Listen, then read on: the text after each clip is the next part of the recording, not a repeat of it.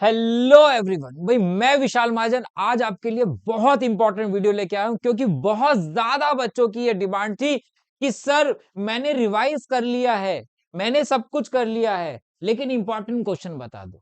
कुछ बच्चे ऐसे जो कहते हैं सर हमने कुछ नहीं पढ़ा, अब तो सिर्फ इंपॉर्टेंट क्वेश्चन ही बता दो ताकि मेरे कुछ अच्छे मार्क्स आ सके। तो ये वीडियो हर एक बच्चे के लिए बहुत ज्यादा जरूरी है, लेकिन कंडीशन ये है कि जिस कंडीशन से मैं बताने वाला हूं, कुछ कंडीशंस हैं इन क्वेश्चंस के ऊपर, वो आपको उसी स्टेप वाइज ये क्वेश्चंस करने हैं, तो आपके बहुत अच्छे मार्क्स आएंगे। अगर आप वो नहीं फॉलो करोगे तो वीडियो छोड़ के अभी जा सकते हो, भैया इंपॉर्टेंट क्वेश्चंस की आपको कोई जरूरत नहीं है। तो आपको स्टेप फॉलो करने हैं कि जैसे जैसे बताया ये चैप्टर पहले करना है, ये क्वेश्चन पहले करना है, वो ही फॉलो करना है। कैसे कैसे करना है अभी सब बताऊंगा। और भी इसके बाद भी आपकी कोई डिमांड है कि सर मुझे ये चीज की वीडियो पे चाहिए, इस टॉपिक में मुझे प्रॉब्लम है, किस तरीके से पढूं, कोई भी प्रॉब्लम हो, कोई भी कंटेंट चाहिए, क्योंकि मटेरियल आपके टेलीग्राम पे मैं बिल्कुल free of cost, previous year question sample paper हर एक चीज बिल्कुल फ्री ऑफ कॉस्ट है, लिंक डिस्क्रिप्शन में दे रखा है। आपको कुछ भी चाहिए कमेंट में, कोई भी दिक्कत आ रही है मैथ्स में, वो कमेंट में आप जरूर लिख देना। देखिए, अब बात आती है कि सर सिलेबस ज्यादा है, टाइम बहुत कम है, तो क्या करना चाहिए, रिवीजन कैसे करूं ताकि एग्जाम टाइम में मुझे प्रॉब्लम ना है, जहां मुझे नहीं पढ़ रखा तो कैसे पढ़ूं।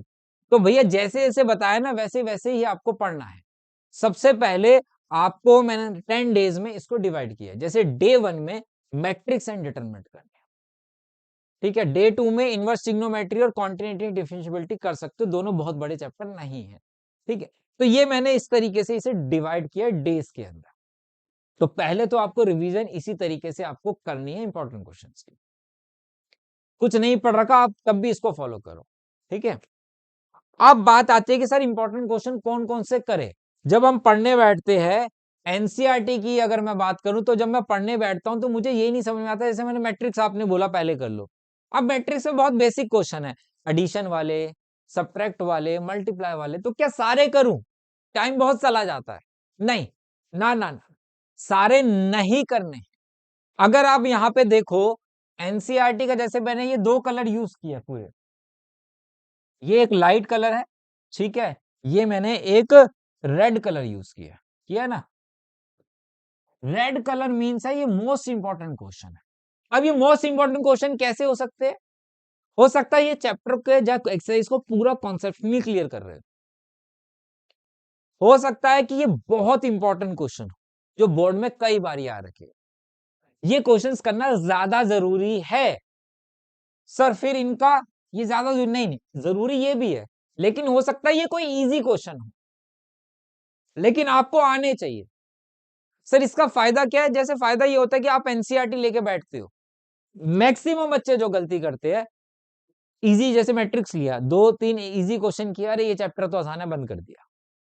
अब उसमें कोई एग्जाम्पल नंबर 19 था जो कि बहुत बारी एग्जाम में आया हुआ था, आपने देखा ही नहीं कभी आज तक, क्योंकि आपको लगता है इजी है, और वो थोड़ा सा क्वेश्चन टिपिकल था, वो आपने स्किप कर दिया, पेपर में वही आ गया, है ना, होता है ना।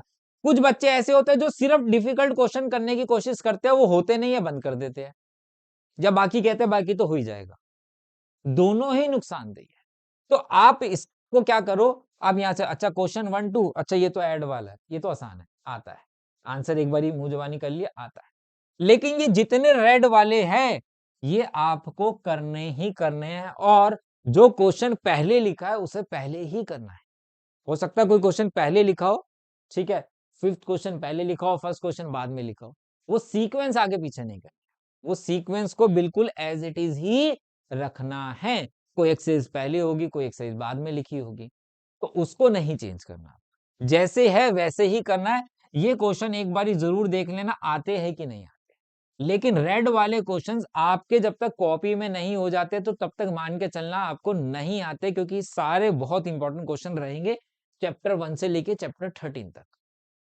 अगर आप ये कर लोगे तो बाकी सारी एनसीईआरटी समझ लेना आपको आती है, इसलिए मैंने सारे सारे क्वेश्चंस नहीं डाले हैं, इंपॉर्टेंट इंपॉर्टेंट क्वेश्चंस रहेंगे प्रॉपर पूरे चैप्टर। अब ये है डे 1, ठीक है।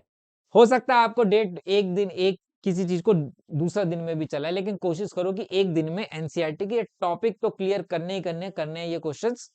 और साथ के साथ प्रीवियस ईयर क्वेश्चंस आपको टेलीग्राम पे तो मिलेंगे ही मिलेंगे। वहां से भी फिर आपको वो भी पूरे नहीं करना, जैसे सम वाले हैं, मल्टीप्लाई वाले हैं, कब तो गिने चुने क्वेश्चन ही निकलेंगे उसमें से, क्योंकि रिपीटेड बहुत होते हैं। तो ये चीज आप पहले एनसीईआरटी करना, और दूसरे फेज में मतलब सुबह एनसीईआरटी कर ली, रात में बना लगा के पीवाईक्यूज कर लिए। जैसे सुबह हमने 2-3 घंटे लगाए एनसीईआर पीवाईक्यू लिए, रात को 1-1.5 घंटा लगा दिया एनसीईआरटी के लिए, मान के एक एग्जाम्पल दे रहा हूँ। कोई बोले सर 4 घंटे सिर्फ मैथ्स ही पढ़ूंगा, कब पढ़ेगा भाई? ठीक है, मतलब एक एग्जाम्पल दे रहा हूँ, वो आप पे डिपेंड करता है आपको कैसे करना है, लेकिन ये क्वेश्चंस करने ही करने हैं, आप छूटने नहीं। सर डे 2 में क्या करना है, इसका स्क्रीनशॉट ले लेना भाई। डे 2 डे 3 आपको मैं यूट्यूब पे छोटी छोटी शॉर्ट्स वीडियो डेली देता रहूंगा कि सही डे 1 के ये क्वेश्चन है, डे 2 के ये है, डे 3 के ये है। वो एक दिन आपको पहले मिल जाएंगे, ताकि नेक्स्ट डे आप उनको अच्छे से कर सको। ठीक है, और बाद में मैं उसकी एक पीडीएफ भी टेलीग्राम पे शेयर कर दूंगा, जो एग्जाम टाइम में आपके काफी काम आएगी।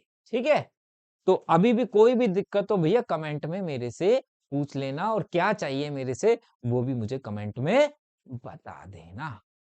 ठीक है, चलिए मिलते हैं नेक्स्ट वीडियो में बेटा। Bye bye, take care.